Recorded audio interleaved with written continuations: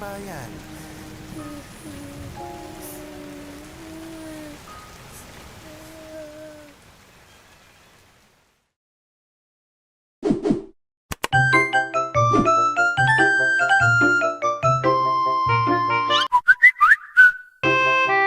Loh.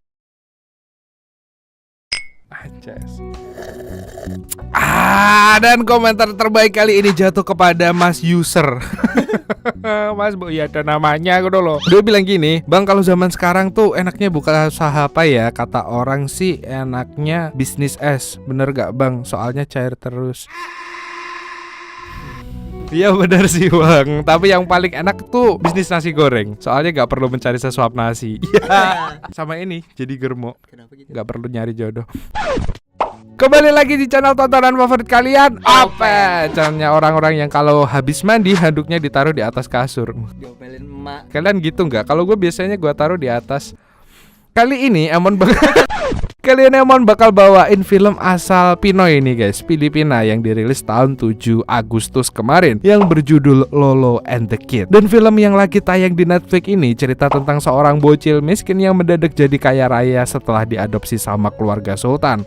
Mengusung genre drama keluarga yang bikin nangis Bombay, film ini mampu bersaing dengan film populer lainnya sampai masuk ranking 1 dalam 10 film teratas di Netflix di Filipina dan juga mendapat skor 8,6% di Rotten Tomatoes. Widih, keren banget gak sih yo? Betul. Oke deh, tanpa Fafi Fues bos numpak pit banding gembos, inilah dia, Paul and the Kids. Lo.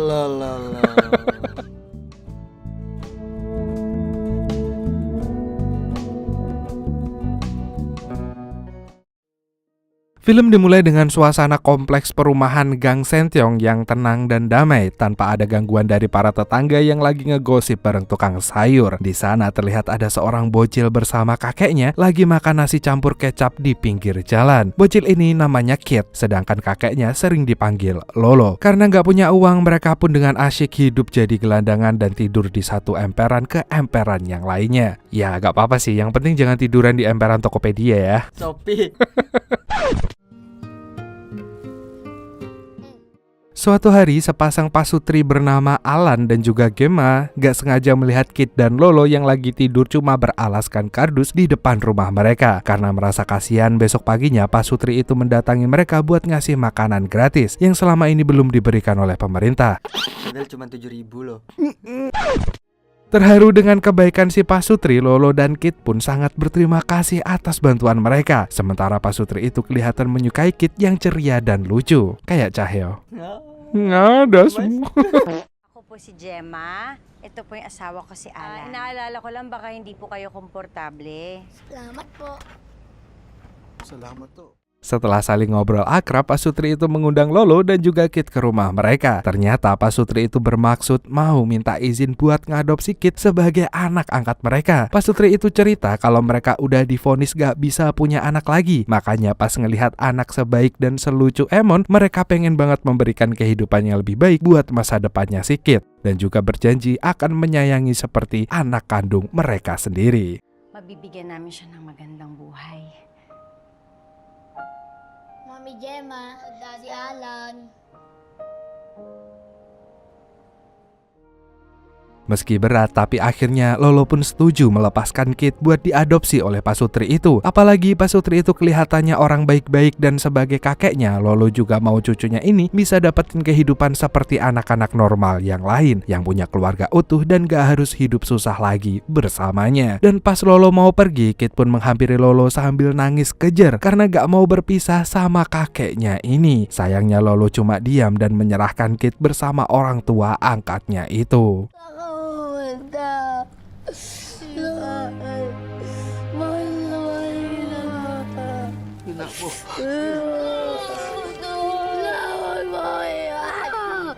Halika na sa Malamnya pas semua orang sudah tidur, Kid diam-diam menyelinap keluar rumah sambil membawa beberapa barang. Dan ternyata di luar sudah ada Lolo yang dari tadi nungguin Kid. Jadi sebenarnya semua ini cuma akal-akalan mereka aja buat ngibulin si pasutri biar bisa mencuri barang-barang berharga di rumah itu. Pasangan kakek dan cucu ini selain jadi gembel, ternyata mereka juga kerja part-time jadi penipu ulung guys. Gak pakai basa-basi, mereka pun langsung kabur secepat kilat dari sana. Loh. Bang, ternyata ya Anda.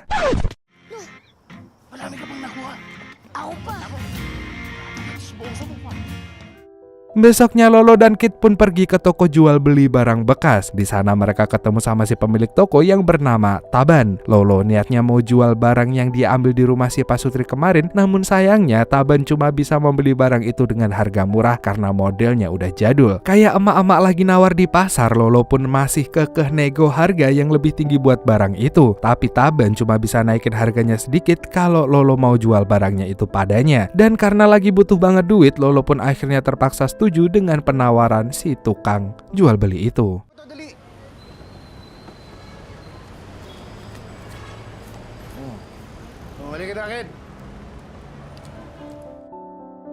Berhubung udah punya uang banyak, Lolo pun ngajakin Kit buat beli baju baru di Ramayana. Pas udah ganti baju, penampilan mereka pun berubah 180 derajat Celcius dan gak kelihatan sama sekali kalau mereka itu sebenarnya adalah sepasang gelandangan.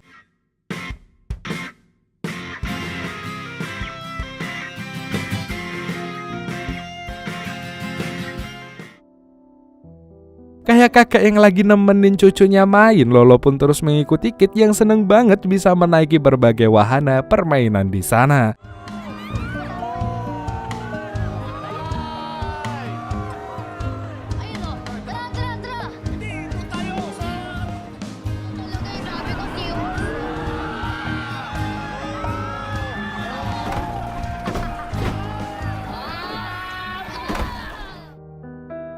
Sehabis seharian main di Dufan, malamnya mereka lanjut pergi karaokean, melupakan sejenak kondisi hidup mereka yang sulit. Lolo terlihat menikmati bernyanyi lagu favoritnya bersama cucu kesayangannya itu. Anjir. Tapi aku rasa seneng karaoke. Senengnya LC-nya ya. Enggak, senengnya karaoke. Yan.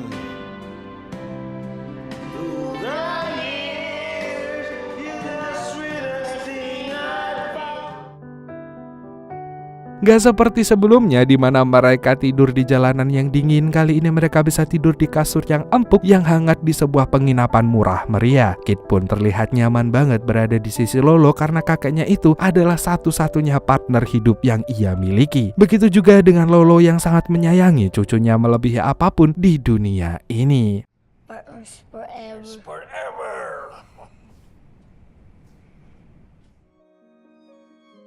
Besoknya mereka menyusun rencana lagi untuk mencari pendonor baru bagi kelangsungan hidup mereka selanjutnya. Kali ini target mereka adalah seorang wanita karir yang tinggal sendirian di rumah gedongnya. Masih dengan cara andalan mereka, Lolo dan Kit menunggu di depan rumah wanita itu dengan pakaian compang-camping ala si gembel. Dan strategi mereka pun berhasil memancing wanita itu supaya iba melihat kondisi mereka yang terlunta-lunta di jalanan.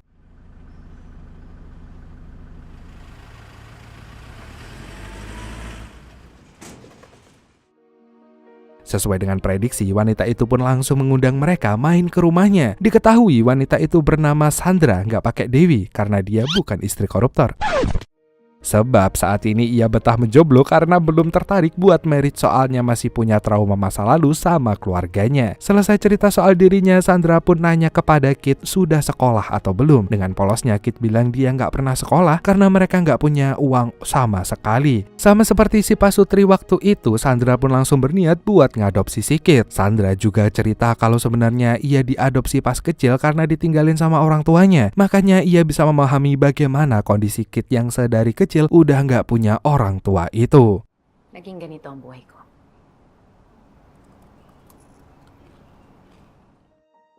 Malam harinya, Lolo pun terlihat ngelamun karena kepikiran sama cerita masa lalunya Sandra. Setelah mendengar ceritanya, ada perasaan gak enak yang dirasakan sama Lolo karena ia sudah tega menipu orang baik sebaik Sandra. Apalagi Sandra punya kesamaan dengan Kit yang dari kecil udah ditinggal sama orang tuanya. Pas lagi bengong, Kit pun muncul dan ngajakin Lolo buat cepet-cepet kabur. Meski gak enak hati, Lolo gak punya pilihan lain selain mencuri lagi karena ini satu-satunya cara supaya mereka bisa bertahan hidup. Dan pas mereka keluar, ternyata Sandra masih melek dan mergokin mereka yang lagi mau kabur. Tapi anehnya Sandra nggak berbuat apa-apa dan cuma memandangi mereka dengan tatapan sedih.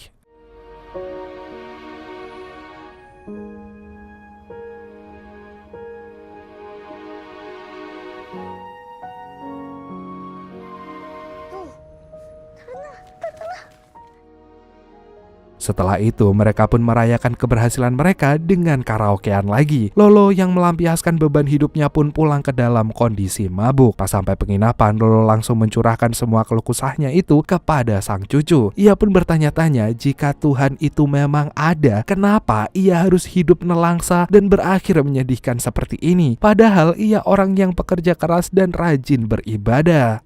Kung may kutsyon tsaka, hindi ako nagkaganito. Ako nakatira eh. Pero ano, tang-ina mo! Dan sebagai cucu yang baik, Kit pun langsung memukul Lolo. Nenangin. Ini lagi sedih anjir. Tahu-tahu dipukul lagi. Dan sebagai cucu yang baik, Kit pun langsung berusaha menenangkan kakeknya itu. Ia bilang daripada terus mengeluh, lebih baik mikirin nasib mereka sekarang dan berdoa supaya mereka nggak ditangkap karena sudah menipu banyak orang. Yes, forever.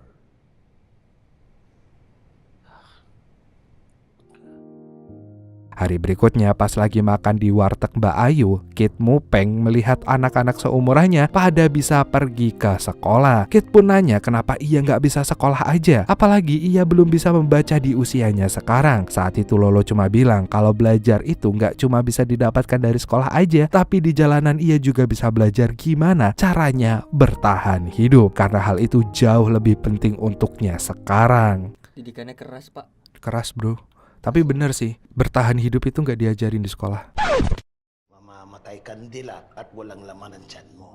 Selagi ngobrol, Kit juga bilang kalau ia pengen banget bisa liburan berdua sama kakeknya itu ke pantai. Sayangnya Lolo belum bisa menyanggupi keinginan cucunya itu karena mereka harus berhemat dengan uang yang mereka miliki saat ini. Lo, dali mo naman ako sa dagat. Minsan lang, lo. Gastos lang yan. Tapos gastos pa nasa isip mo. Demi mendapat uang yang lebih banyak lagi, mereka pun kembali mencari pendonor baru. Seperti biasa, Lolo bertugas mencari target mereka dan meminta Kit buat menunggunya di taman sambil makan es krim potong. Pas lagi jalan-jalan di komplek, matanya pun langsung tertarik sama rumah yang dihuni oleh pasangan pelangi. Wah, Pak Susu ini, apa Pak Is? Pak Susu dong. Pasangan suami-suami. Selesai menetapkan mangsanya, Lolo balik lagi ke taman buat menjemput Kit. Tapi ia panik karena Kit udah nggak ada di sana dan menghilang entah kemana. Meski sudah nanya ke sana kemari, tapi nggak ada seorang pun yang melihat keberadaan Kit. Malaki. Apo ko? Ako po, hindi ko nakita po. Maraming Kid! Tapi syukurlah Lolo masih bisa menemukan Kit yang ternyata Kit pergi ke SD Tadika Mesra cabang Filipina dan melihat anak-anak yang baru pada pulang sekolah lagi dijemput sama orang tua mereka. Melihat itu semakin membuat Lolo merasa bersalah karena gak bisa menyekolahkan Kit dengan layak seperti anak-anak yang lain.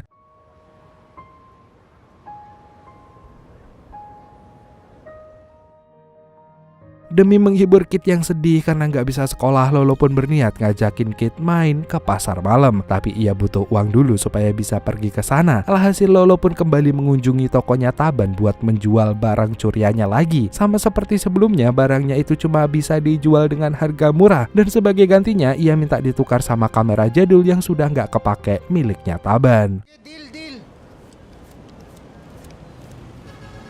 Ano? Tarantado naman talaga tong maglulong to. Di pasar malam, Lolo dan Kit menaiki wahana komedi putar dengan penuh kegembiraan. Mereka juga mencoba selfie pakai kamera yang didapatkan secara gratis dari tokonya Taban tadi. Beberapa hari kemudian, Lolo dan Kit pun kembali melancarkan aksi penipuan mereka dengan target yang baru. Kali ini mereka diterima di rumah pasangan pelangi. Kita sebut saja mereka Agus dan juga Bambang. Waduh, Pak Susu. Seperti biasa, pendekatan mereka selalu berjalan mulus dan berhasil membuat target mereka langsung jatuh hati sama kelucuannya Kit. Begitu juga dengan Agus dan Bambang yang langsung berniat mau mengadopsi Kit sebagai putra yang gak mungkin pernah bisa mereka miliki. Ya iyalah. Ntar yang tugas brojolin siapa anjir kalau sama-sama berbatang ini? Gak mungkin Mas Bambang. Kami na magpapalaki kay Kid. Hindi kami normal na mag-asawa. Parehas kaming lalaki. Dan dengan kemampuan aktingnya, Lolo pun pura-pura berlagak seperti seorang kakek yang kelihatan gak rela buat melepas cucunya dirawat sama pasangan yang belok sana belok sini ini. Meski dalam hati ia senang bukan main karena rencana tipu-tipunya berhasil lagi. Mendengar permintaan mereka disetujui, Agus dan Bambang terlihat bahagia dan bahkan memberikan segepok uang sebagai ucapan terima kasih kepada Lolo. Kakapusin pa kayo sa probinsya. Wag na wag ho kayong mahiyang humingi ng... Sige ho.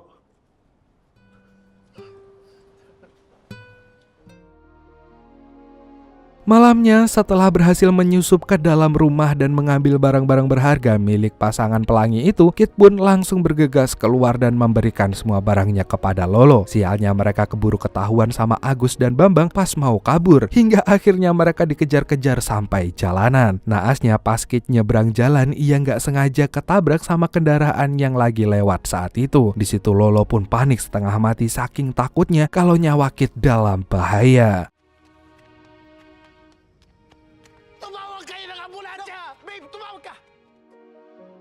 Karena terluka parah, Kit pun langsung dibawa ke rumah sakit. Untungnya nyawa Kit masih tertolong dan dokter bilang kalau Kit sudah dibolehkan pulang besok. Agus dan Bambang merasa begitu lega pas mendengar Kit baik-baik saja. Setelah itu, si Agus menghampiri Lolo sambil marah-marah karena menganggap Lolo sudah memanfaatkan Kit cuma buat dapetin uang aja. Mereka juga menyuruh Lolo supaya nggak menemui Kit lagi. Ginamit mo yung bata para saan?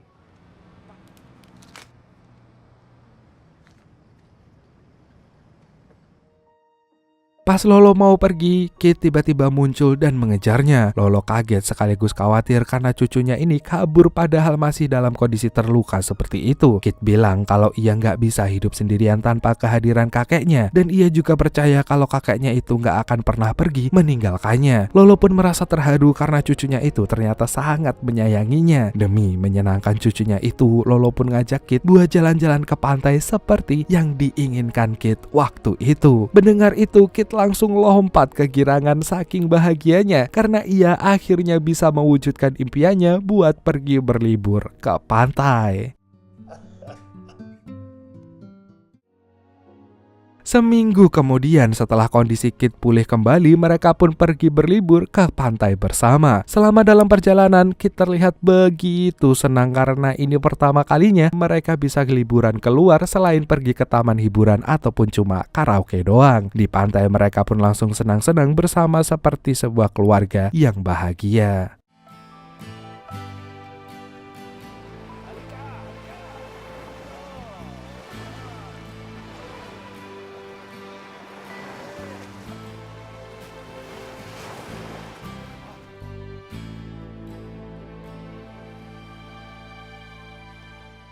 Sore harinya mereka pun beristirahat dengan duduk di tepi pantai sambil ngobrol ngalor ngidul. Kit lalu minta dibacakan sebuah cerita dari buku dongeng yang dibawanya. Sebenarnya Lolo mau menolak karena nyatanya ia selama ini nyembunyiin fakta kalau ia juga nggak bisa baca sama sekali. Tapi karena nggak mau mengecewakan cucunya itu, Lolo pun akhirnya memilih untuk mengarang bebas. Ya kayak pas ujian matematika ya disuruh mikir kita malah ngarang. Tapi ujian bahasa Indonesia kita malah disuruh ngarang jadi mikir. Napakalungkot ng kanyang buhay. Doon na nagsimula magbago ang hari. Sa bundok. Malamnya di saat Kit sudah tidur nyenyak, Lolo pun teringat pada masa lalunya yang begitu kelam. Dimana dulu tuh ia orangnya sukanya mabuk-mabukan dan menganggap dirinya gak berguna karena semua orang pergi meninggalkannya. Bahkan saking gak kuat buat hidup lagi, ia hampir mau COD-an sama malaikat maut. Tanpa diduga keajaiban muncul. Pas mau COD-an, tiba-tiba ia mendengar suara tangisan bayi. Dan ternyata bayi yang ia temukan itu adalah seekor kukang. Tahu-tahu nemu bayi kukang. Bagus juga nih kukangnya. Biar lah.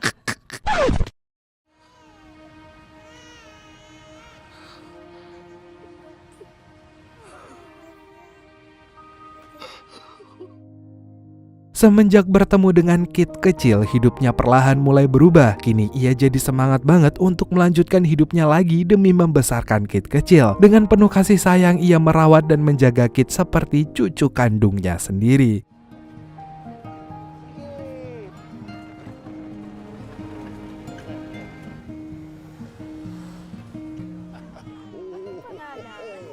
Ang pangalan.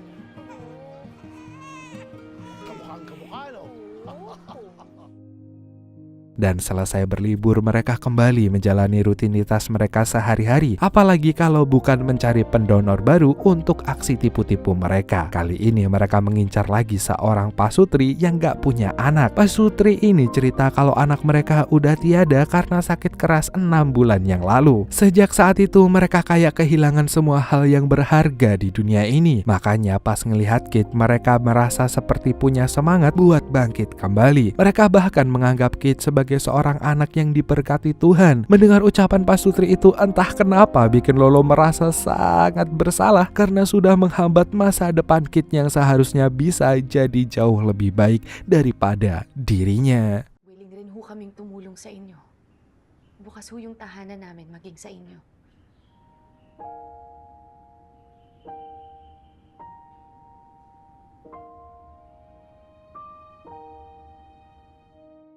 Meski berat untuk berpisah, tapi kali ini Lolo akhirnya rela untuk melepaskan Kit untuk bener-bener diadopsi oleh orang tua angkatnya itu. Ia baru menyadari kalau selama ini sudah bersikap egois karena membiarkan Kit hidup menderita bersamanya. Padahal Kit ini bisa banget bersekolah, hidup dengan lebih layak, dan punya masa depan yang cerah kalau punya keluarga utuh yang sangat menyayanginya. Ano mangyari?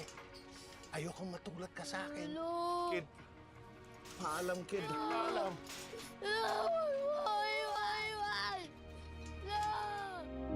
Di sisi lain, Kit nangis kejer sambil terus-terusan memanggil Lolo karena gak mau berpisah dari kakeknya itu. Tapi Lolo memilih buat mengabaikan permintaan Kit meski hatinya bener-bener hancur karena harus pergi meninggalkan cucunya yang begitu ia sayangi. Kid! Oh! Anak ka! Anak, tama na. Tama na. Gak mau menyerah, Kit pun diam-diam pergi dari rumah buat mencari Lolo. Sayangnya ia gak bisa menemukan keberadaan kakeknya itu dimanapun. Bahkan pas nyari di tempatnya Taban, Lolo juga gak ada di sana. Kuya Taba, nakita mo ba siya dito? Sa mga tambayan.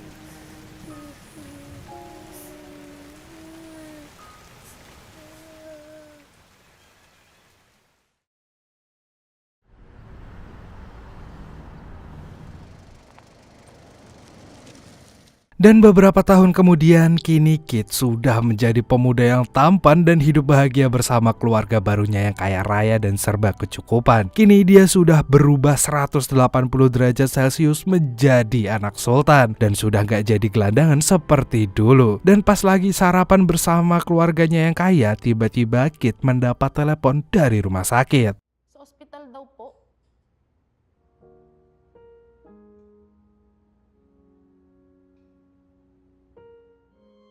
Karena penasaran siapa yang menghubunginya, Kit pun segera pergi ke rumah sakit untuk mencari tahu. Dan ternyata di sana ia kembali bertemu dengan Lolo yang kini sedang terbaring lemah di rumah sakit. Dan betapa bahagianya Lolo karena akhirnya bisa melihat cucu kesayangannya itu lagi setelah sekian lama mereka berpisah. Kit pun juga langsung menangis bahagia saat mereka bisa merasakan kembali sentuhan hangat dan penuh kasih sayang dari kakek tercintanya itu. Udah meninggal tuh. Belum, hanya sabar anjir, orang pengen meninggal aja.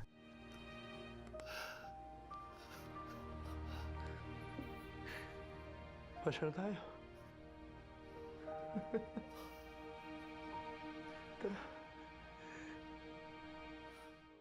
Menuruti keinginan kakeknya, Kit pun langsung ngajakin Lolo pergi melakukan hal-hal yang sering mereka lakukan bersama-sama dulu. Dan destinasi pertama mereka pergi ke tokonya Taban. Di sana Taban seneng banget akhirnya bisa bertemu sama pelanggan setianya lagi. Meski udah bertahun-tahun lamanya, tapi toko itu sama sekali gak berubah sedikit pun. Kedatangan mereka ke sana adalah untuk menjual lagi kamera yang pernah diambil sama si Lolo.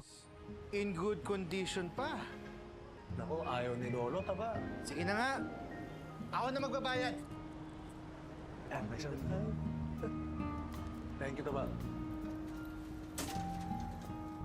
Selesai mengunjungi tokonya Taban, mereka juga pergi ke tempat karaoke langganan mereka dulu. Seperti bernostalgia, mereka pun bernyanyi bersama menyanyikan lagu favoritnya Lolo.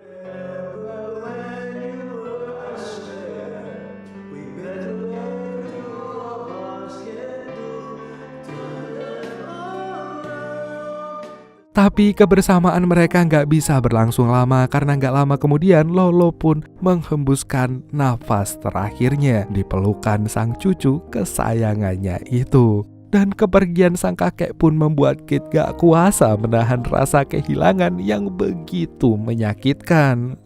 Ini baru nih meninggal. Lagi sedih ya.